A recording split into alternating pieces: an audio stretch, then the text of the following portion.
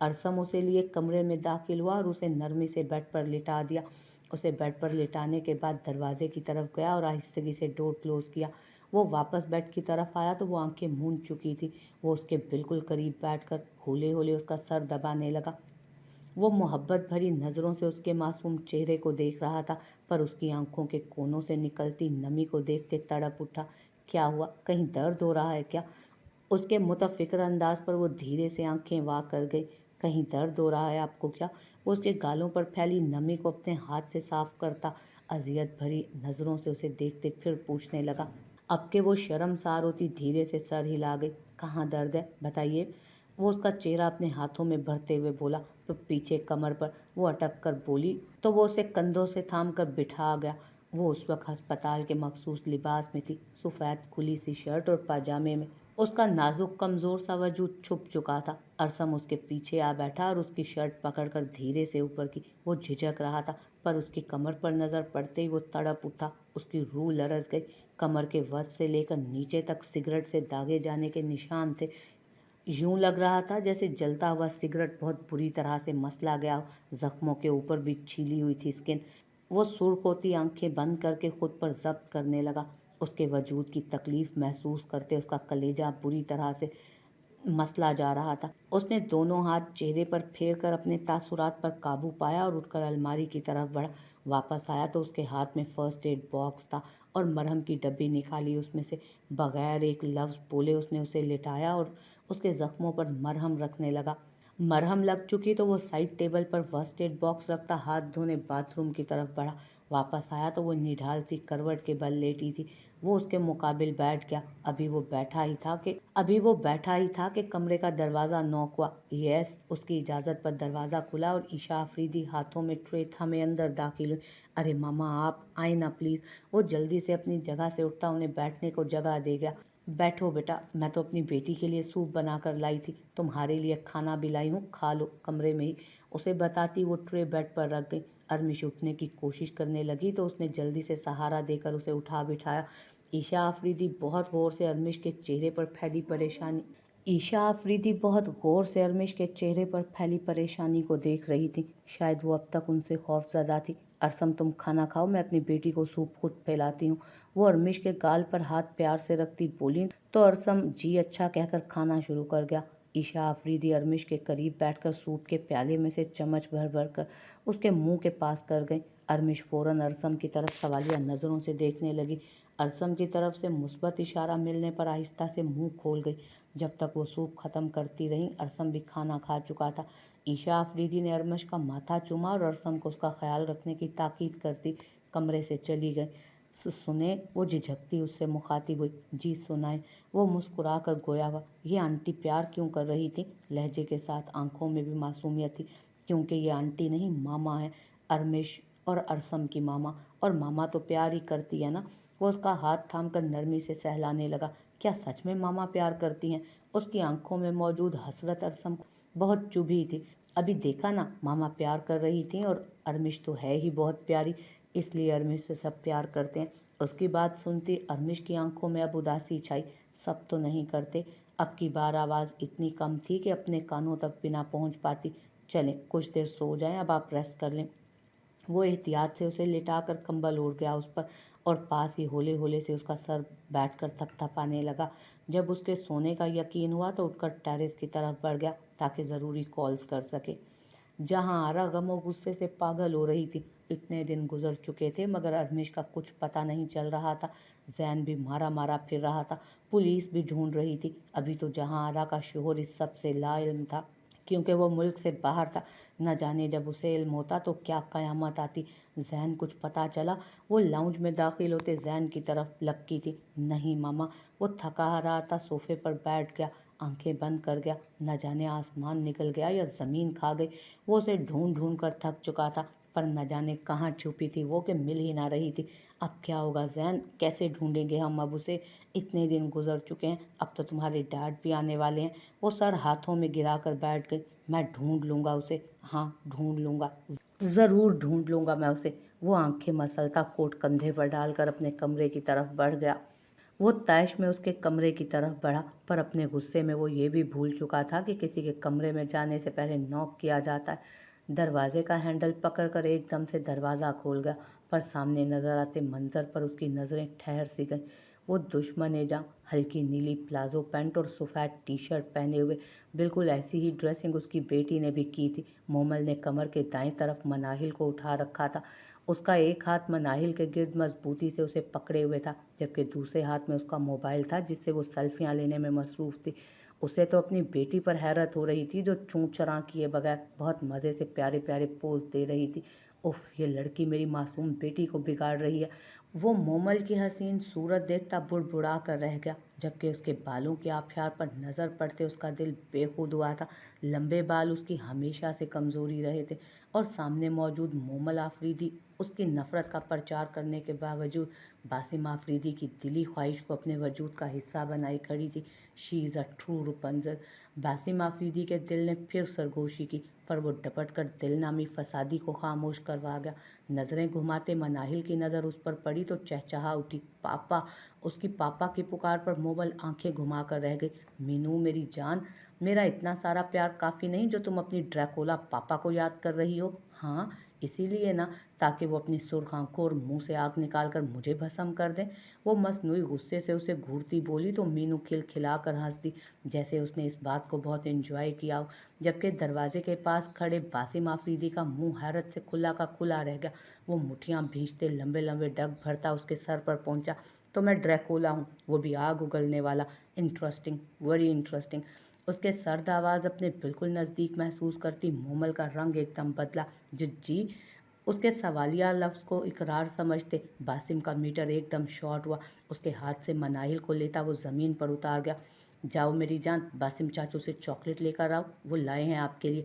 Chocolate मिलने की खुशी में वो सब कुछ भूलती बाहर भागी। उसके यूं बेवफाई पर मोमल बेचारगी से मुंह बनाकर रह गई। बासिम का ध्यान कमरे से निकलती मनाहिल पर पाते वो तेज़ी से बाथरूम की तरफ बढ़ने लगी, पर उससे भी ज़्यादा तेज़ी से बासिम आफरीदी ने उसका बाजू पकड़ा था और झटके से उसे अपनी तरफ खींचा था। अब बताओ, क्या कह रही थी तुम मुझे? वो सख्त नज़रें उस पर गाड़े हुए खड़ा था। कुछ तो भी तो नहीं? हाँ हाँ, याद आया, मैं आपकी तारीफ कर रही थी। गड़बड़ा कर बोलती वो आखिर में होंठों को ज़बरदस्ती मुस्कुराहट में ढाल गई। हाँ, झूठ बोलना तो तुम्हारा महबूब मशगला है। क्यों, सही कह रहा हूँ ना मैं? उसकी तन से भरपूर बात पर वो तड़प ही तो उठी थी। जानती थी उसकी मोहब्बत के इकरार को वो झूठा कह रहा था। बासिम जानता था कि अभी वो जवाब देगी कि नहीं। उसने बासिम से कभी झूठ नहीं बोला था। सही पहचाना आपने बिल्कुल। नादान थी ना, तो कुछ भी बोल देती थी जज्बात में आकर। बचकाना जज्बात, दिल के दर्द को छुपाती होंठों पर मुस्कान सजाए वो बोली तो वो उसकी इस कदर कारी वार से बिलबिला उठा। इससे पहले कि वो कोई जवाब देता, दरवाजे पर होने वाली दस्तक ने मोमल बीबी, नीचे फारान साहब आ चुके हैं। छोटी बीबी कह रही हैं कि उनके साथ लंच पर जाने के लिए अगर आप तैयार हो चुकी हैं तो नीचे आ जाइए, इंतज़ार कर रहे हैं वो। मुलाजमा फरीहा आफरीदी का पैगाम देकर चली गई वहाँ से, जबकि मोमल एकदम कुछ सोचती अपना बाजू उसकी गिरफ्त से छुड़वा गई। सॉरी, आपसे मज़ीद बात नहीं कर सकती क्योंकि मेरे हस्बैंड टू बी के साथ लंच पे जाना है। दिल जलाती मुस्कान समेत गोया होती वो शीशे की तरफ मुतवज्जो हुई तो दिल किया ज़मीन फटे और वो उसमें समा जाए। वो तब से इस हुलिये में बासिम के सामने खड़ी थी। शर्म से ज़मीन में गड़ती वो भागती हुई बाथरूम में बंद हुई, जबकि उसकी आखिरी बात पर उसका खून खोला। गुस्से से भन्नाटा वो कमरे से निकल गया। अब उसका रुख ड्राइंग रूम की तरफ था। वो फारान से मिलता उसके सामने सोफे पर टांग जमा कर बैठा था। उसे ये फारान नामी बला से अच्छी वाइब्स नहीं आ रही थी। पता नहीं उसके घर वाले इस कदर मॉडर्न क्यों हो गए थे कि एक अकेली जवान लड़की को एक अनजान मर्द के साथ भेज रहे थे। बेशक दोनों का रिश्ता तय हो चुका था, पर फारान को वो इतनी अच्छी तरह नहीं जानते थे अभी कि उसके कहने पर अपनी बेटी को चुपचाप उसके साथ भेज दें। उसे रह रहकर अपने घर वालों पर गुस्सा आ रहा था, और उसके पास ऐसा कोई हक महफूज नहीं था जो उसको रोक पाता। अस्सलामुअलैकुम।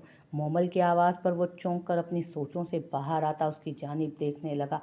कच्चे पीले रंग की लॉन्ग शर्ट और कैपरी पर हमरंग दुपट्टा, एक कंधे पर रखे लंबे बालों को जूड़े में कैद किए हल्के मेकअप से वो हसीन तरीन लग रही थी।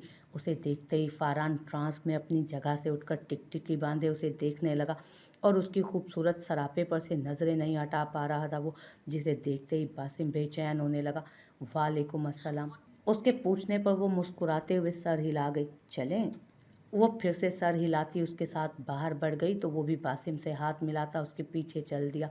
बासिम अपना माथा मसलता वहीं सोफे पर बैठ गया। उसे वहाँ बैठे घंटा हो चुका था। दिल की हालत अजीब हो रही थी। उसे ये सब अच्छा नहीं लग रहा था। उसे सामने से मनाहिल आती दिखी तो उसकी आंखें चमक उठी। वो जल्दी से मनाहिल को गोद में उठा गया। पापा, मेरी मामा तहाँ? वो रूहान सी आवाज़ में बोली तो उसके मुंह से मोमल के लिए मामा का लफ्ज़ सुनकर न जाने क्यों उसका दिल धड़का ज़रूर था। बेटा, वो तो मेरी जान को अकेला यहाँ छोड़कर एक गंदे अंकल के साथ चली गई। उसने तवक्को के ऐन मुताबिक ज़ोरों शोर से रोना शुरू कर दिया। बगैर उसे चुप करवाए उसने जेब से मोबाइल निकालकर मोमल के नंबर पर कॉल मिलाई। पहली ही बेल पर कॉल उठा ली गई। कहाँ हो तुम और कब तक वापस आओगी? इसीलिए मैं अपनी बेटी तुम्हारे नज़दीक नहीं आने देता था, क्योंकि तुम्हारे दिल में तो सिर्फ मोहब्बत कुछ अरसे के लिए जागती है और तुम फिर से सब भूल जाती हो। पर तुमने मेरी एक भी ना सुनी और मेरी बेटी को अपने करीब कर लिया। अब उसे अपना आदी बनाकर खुद सैर सपाटे पर निकल गई हो। वो मोबाइल कान से लगाता शुरू हो चुका था। जबकि उसकी बातें सुनती मोमल धक से रह गई थी। वो बासिम को चिढ़ाने के लिए फारान के साथ घर से निकल तो आई, पर अब सख्त पछता रही थी। भला बासिम को क्या फ़र्क पड़ता था उस सब से? अपनी बेवकूफ़ी पर जी भर के ताव आ रहा था। ज़्यादा मलाल तो इस बात का था कि वो मनाहिल को अकेला छोड़ आई थी घर पर। रास्ते में उसके और फारान के दरमियान कोई बात नहीं हुई, पर उसकी गहरी नज़रें खुद पर पाते वो झुंझला सी गई थी। अजीब संकी बंदा था। रेस्टोरेंट पहुंचकर वो एक ऑलरेडी रिजर्व टेबल पर आकर बैठ गए। मोमल का सामने बैठे बंदे में कोई इंटरेस्ट नहीं था, पर सामने बैठे बंदे का सारा इंटरेस्ट ही सिर्फ मोमल में था। अभी उनकी बात पक्की नहीं हुई थी पूरी तरह, बल्कि दोनों घर वालों का कहना था कि पहले दोनों बच्चे एक दूसरे को मिलकर जान ले, तभी बात आगे बढ़ाई जाए। इसीलिए वो दोनों आज एक साथ यहाँ मौजूद थे। लंच ऑर्डर करने के बाद फारान मोमल से उसकी पसंद नापसंद के मुतालिक छोटे छोटे सवाल पूछने लगा, जिनके वो बेजारी से जवाब दे रही थी। जैसे ही टेबल पर पड़ा उसका मोबाइल बजा। वो नाम देखे बगैर जल्दी से मोबाइल फ़ोन उठाकर कान से लगा गई, पर मुकाबिल की आवाज़ और बातें सुनकर वो धक से रह गई। रही सही कसर पीछे से आती मनाहिल की रोती आवाज़ ने पूरी कर दी। वो बगैर कोई जवाब दिए तेज़ी से अपना बैग पकड़ती वहाँ से उठी और बाहर निकलती चली, जबकि फारान उसे आवाज़ें देता रह गया। वो भी जल्दी से पैसे टेबल पर रखता उसके पीछे लपका। उसके पहुंचने से पहले वो रिक्शे में बैठी और वहां से चली गई, जबकि उसकी हरकत पर वो लब भींच कर रह गया। घर पहुंची तो मनाहिल लाउंज में बासिम के पास मुंह बिसोर कर बैठी थी। उसे देखती वो तेज़ी से उसकी तरफ भागी। मोमल ने उसे अपने बाजुओं में भींचा और उसके गालों पर बोसा दिया, जिस पर मनाहिल हंसती हुई उसकी गर्दन में मुंह छुपा गई। उसने सामने बैठे बासिम को इग्नोर किया और मनाहिल को उठाए अपने कमरे की तरफ बढ़ गई। बासिम सोफे पर पुरसकून अंदाज में बैठा दोनों की तरफ देख रहा था, जहां मनाहिल मुंह बिसोरते हुए मोमल से शिकायत लगा रही थी, जिसके जवाब में वो उसे गुदगुदाकर खिलखिलाने पर मजबूर कर रही थी। धीरे धीरे वो दोनों उसकी नज़रों से ओझल हो गई थी। रात नूरिया काफ़ी थक चुकी थी, इसलिए घर आते ही सो गई। अब उसकी आंख खुली तो अकेली बिस्तर पर लेटी हुई थी। उसके सामने दीवार पर टंगी घड़ी पर वक्त उसने देखा तो 9 बज चुके थे। बालों को जूड़े में लपेटकर वो बेड से उतरी और पास पड़े स्लीपर्स पहनकर बाथरूम की तरफ बढ़ गई। उसने एक नज़र अपने बंद मोबाइल पर डाली और कमरे से बाहर गई। लाउंज में आते ही उसे किचन में खटर पटर की आवाज़ें आने लगीं तो वो मुतजस्सिस होती किचन की तरफ बढ़ गई। सामने नज़र आते मंजर को देखकर उसकी आंखें फैल गईं, जहां राजा खड़ा नाश्ता बना रहा था। काली शर्ट के बाजू फोल्ड किए, घुटनों से फटी हुई काली ही पैंट पहने, बालों को पोनी बनाए, वो तेज़ी से हाथ में मौजूद बाउल में अंडा फेंट रहा था। अच्छी तरह से अंडा फेंट कर उसने चूल्हे पर मौजूद फ्राइंग पैन में डाला और दूसरे चूल्हे पर मौजूद सॉस पैन उतार कर उसमें से पकती चाय शेल्फ पर पड़े कपों में डालने लगा। अंडा जब सही तरह से पक चुका था तो उसने शीशे की प्लेट उठाई और चिमटे से अंडा उतार कर नफासत से उस प्लेट में रखा। ये सारा काम खत्म करने के बाद उसने नूरिया को उठाने के घर से बाहर का रुख किया तो उसे दरवाजे में इस्तादा पाया। उसे देखते ही राजा के संजीदा चेहरे पर जैसे 100 वोल्ट का बल्ब जल उठा था। उठ गई मेरी रानी, वो कहते ही आगे बढ़ा और उसका माथा चूमा। जी।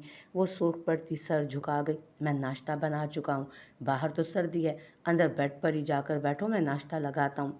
वो उसका सुर्ख पड़ता गाल थपथपा कर बोलता पीछे हटकर बर्तन उठाने लगा। मैं हेल्प करूँ प्लीज़? उसके पीछे मुड़कर उस कहने पर वो जो कन्फ्यूज सी उंगलियां मरोड़ रही थी, उसने कहा नहीं मेरी रानी, आज के दिन इस गुलाम को मौका दो अपनी खिदमत का, उसके बाद ये घर तुम्हें ही तो संभालना है। उसकी बात पर उसके मुस्कुरा कर कहने पर वो सर हिलाती वहाँ से निकल आई। एक तो इस आदमी के डायलॉग्स, बंदा फजूल में ही खिफत ज़दा होकर रह जाता है। वो बुड़बुड़ा कर कमरे की तरफ बढ़ गई। नाश्ता बेहद मज़े का बना था। राजा ने इतने परफेक्ट तरीके से पराठे बनाए थे कि नूरिया की आंखें खुली की खुली रह गई। वो तो इतने गोल और परफेक्ट बनाने का सिर्फ ख्वाब ही देख सकती थी। उसने कहाँ किए थे ऐसे काम कभी। नाश्ता करने के बाद राजा उसे छत पर ले आया था। ठंडे मौसम में ऐसी चमकीली धूप का निकल आना भी नेमत ही है। वो दोनों छत पर मौजूद चारपाई पर बैठे हुए थे। नूरिया बहुत इश्तियाक से आसपास मौजूद घरों की छतों पर नज़र डाल रही थी। कुछ लोग उनकी तरह ही छत पर बैठे धूप से लुत्फ़अंदोज़ हो रहे थे, तो कुछ औरतें कपड़े धोकर सूखने के लिए धूप में डाल रही थी। नूरिया के लिए ये माहौल बिल्कुल नया मगर दिलचस्प था। अपने हाथ को मजबूत गिरफ्त में पाते उसने गर्दन मोड़कर राजा की तरफ देखा तो उसकी महवियत देख नज़रें झुका गई। वो इस कदर गहरी नज़रों से उसे देखता था कि उसकी नज़रें नूरिया को खुद में गड़ती महसूस होती थी। मेरी तरफ देखो रानी। नूरिया के लिए ये माहौल नया मगर दिलचस्प था। अपने हाथ को मजबूत गिरफ्त में पाते उसने गर्दन मोड़कर राजा की तरफ देखा तो उसकी महवियत को देखकर वो नज़रें झुका गई। वो इस कदर गहरी नज़रों से देखता था कि उसकी नज़रें नूरिया को खुद में गड़ती महसूस होती। मेरी तरफ देखो रानी। उसकी गंभीर आवाज़ पर वो झिझकती हुई धीरे से गालों पर सजदा रेज़ पलकें उठा गई, पर उसकी बोलती निगाहों की ताब न लाते फिर से लरसती पलकें गिरा गई। अपनी शहादत की उंगली उसकी ठोड़ी के नीचे रखकर उसका चेहरा उठाता वो उसकी लरसती हुई पलकों पर फूंक मार गया। वो अपनी सुनहरी आंखें जोर से भींच गई। वो धीरे से उसके नज़दीक खिसक आया। वो झिझकती हुई पीछे हटने लगी तो वो उसकी कमर के गिर्द अपना बाजू लपेट गया। सब देख रहे होंगे। उसका इशारा आसपास मौजूद घरों की छतों की तरफ था। राजा किसी के बाप से भी नहीं डरता। फिर तुम क्यों इतना डरती हो? नहीं नहीं तो मैं क्यों डरने लगी? वो खुद को मजबूत साबित करती लरसती हुई आवाज़ में बोली, जबकि आवाज़ उसका साथ ना दे पा रही थी। माल्टे खाओगी? एकदम उसके बात करने पर आंखें उठाकर वो उसकी तरफ देखने लगी। रुको, मैं बस यूं गया और यूं आया। उसके गाल पर चुटकी भरता वो नीचे चला गया, जबकि वो उसकी इस हरकत पर खिफत से सुर्ख पड़ी। 5 मिनट बाद वो वापस आया तो दोनों पाँव ऊपर करके ईजी होकर बैठी थी वो। उसने हाथ में मौजूद टोकरी दरमियान में रखी और खुद भी पाँव ऊपर करके उसके मुकाबिल बैठ गया। टोकरी में माल्टों के ऊपर पड़ी प्लेट उठाकर साइड पर रखी। चलो रेस लगाते हैं, देखते हैं कौन ज़्यादा माल्टे छीलता है। वो दोनों बाजू ऊपर चढ़ाकर बोला तो वो भी पुरजोश होती तेज़ी से सर हिला गई। 3, 2, 1 गो। तेज़ी से माल्टे छीलने शुरू कर दिए। नूरिया बहुत नफासत से एक एक माल्टा छील रही थी, जबकि राजा तेज़ी से हाथ चलाता आगे बढ़ रहा था। मैं जीत गया। सारे माल्टे छीले गए तो दोनों हाथ उठाकर वो चहका। नूरिया, जिसका पूरा ध्यान अपने हाथ में पकड़े माल्टे को छीलने की तरफ था, उसकी फतह के ऐलान पर उसने राजा और उसके छीले माल्टों पर नज़र की तो उसका मुंह ही सदमे से खुल गया। ये क्या किया आपने? माल्टों को छीलने की बात हुई थी, ना कि उन्हें ज़ख्मी करने की। आपने तो बेचारों को शदीद ज़ख्मी कर दिया। उसकी आवाज़ में भी सदमा था। यहाँ बात माल्टे छीलने की हुई थी, ना कि नफासत की। तुम्हें किसने बोला था कि इस कदर मोहब्बत से छीलो? उसकी चिढ़ाती हुई आवाज़ पर वो मुंह बिसोर कर रह गई। आप कितने बड़े चीटर हैं राजा, वो उसे शर्म दिलाते बोली। उफ यार, तुम्हारे मुंह से अपना नाम सुनकर किस कदर अच्छा लगता है मुझे। अगर तुम जान जाओ ना तो बाखुदा मुंह छुपाती फिरो। तुम्हारे नरम नाजुक लब से जब मेरा नाम निकलता है ना तो यूं महसूस होता है जैसे खुशनुमा फूल झड़ रहे हों या जैसे खुश रंग तितलियां इर्द गिर्द उड़ती फिर रही हों। जी चाहता है तुम्हारे याकूती। इससे पहले कि वो कुछ और बात करता, नीचे दाखिली दरवाज़ा बुरी तरह से धड़धड़ाया गया। राजा बदमज़ा होकर पीछे हटा। मैं देखता हूँ कि कौन है। उसके यूं बताने पर वो सर झुकाकर इस बात में सर हिला गई तो वो नीचे की तरफ बढ़ गया। नीचे आकर राजा ने दरवाज़ा खोला तो सामने मौजूद शख्स को देख उसके तासुरात एकदम तने।